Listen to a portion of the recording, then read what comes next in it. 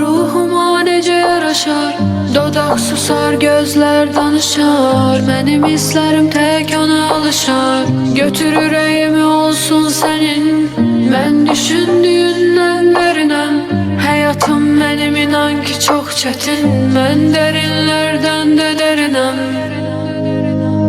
Vurdum qoxumu çəkməyə, qulağım səsini dinləməyə var. Gözlərim səni görməyim üçün, ayaqlarım sənə gəlməyə var. Vurdum qoxumu çəkməyə, qulağım səsini dinləməyə var. Gözlərim səni görməyim üçün, ayaqlarım sənə gəlməyə var.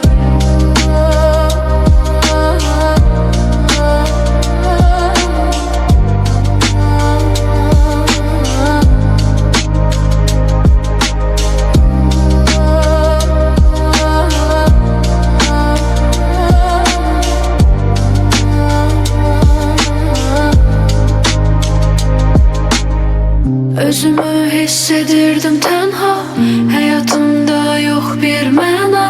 Düşünmürdüm hissləri əsla, həmin an sən gəldin. Onu görəndə anladım artıq, mənim də bədənimdə bir ürək var. İstəyim var, arzularım var, onu görməyə rüyalarım var.